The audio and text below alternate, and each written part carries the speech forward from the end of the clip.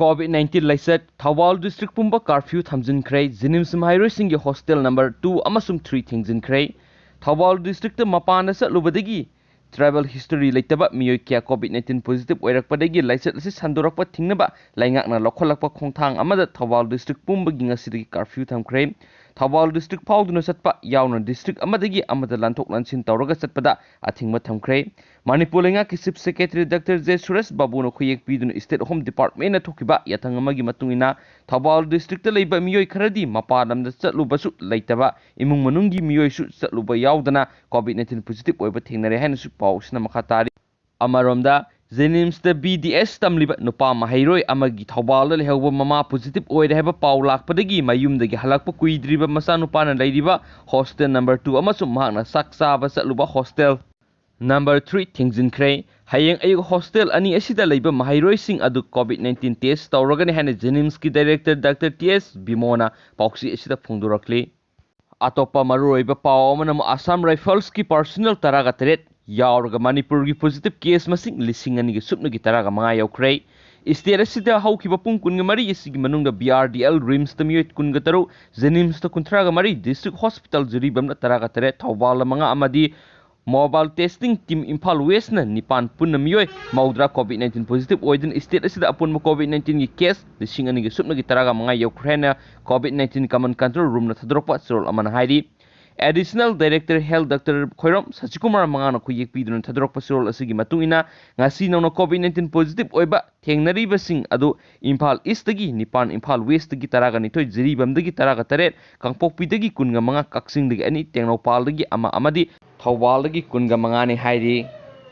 amaromda Jiribam district ta mathau toriba police CRPF amasum Assam Rifles ki personnel sing positive oiba yorakpadagi makoiga naknaruba miyoi sing COVID-19 positive oibra haiba khangdoknaba test sathaki ngarang su district asiga hospital sathakiba antigen test miyoi sama kunthra homdoi gi sample test tokhi maduda Jiribam gi kadam talada leiba Assam Rifles ki personnel taraga teret asi positive oiba thengnarakibani loinana ngasi su sample maudra test tobada loinamak negative oiki haina spausna makhatari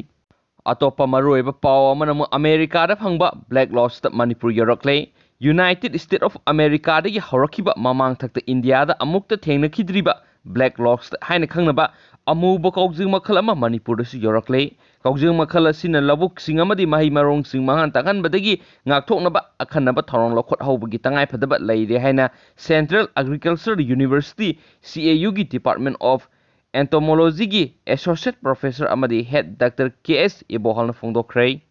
atopa yamna ngakningai oiba Mapan gi oiba paw amada mu KG samago humphulumba BSF ki Jawan ama sikibaga mari lenena inquiry taunaba khankrei haukiba July 13 Border Security Force BSF ki KG samago humphulumba Jawan ama physical fitness course saru yaringaida laikhidabagi matangna inquiry chathanaba BSF ki high command na khankrei Heiri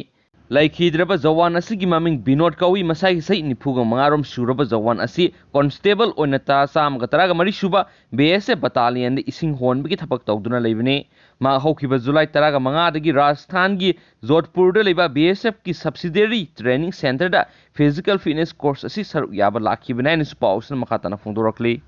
Ghaziabad thokiba yamna nungaitaba thawdo amakhtanga mayamda share tawjaramge Paumi phuba miyoi mapan phare Paumi Bikram Joshi hanaba hotnarambaga mari leinana Ghaziabad police na mapung oina sinariba Rabi yauna miyoi mapal ngasi leba pokpon numita phare intokaba numiki numidang na masanupi ani ga loinana satlingaida thawdo adu thokibani mara leireba sing aduna bike ta laklaga Rabi da nongmaina kapkhibani thawdo asi thiganabagi dama Ghaziabad police na miyoi tarungna sabat tim ama semkhrei mafam aduda leiba local newspaper ama da thabak tawba Joshi nongmaina panbadagi Ghaziabad Yamoda Hospital Laikatnare Sera asida Ghaziabad ki paumi singna Joshibu sogatuna irang horakrei district magistrate piba yaba mating pina bataksinkrei thawdo asiga mari lainena Pratap Bihar police station ki police official singsu suspend tawkhrens pausna makhatana phongdorakli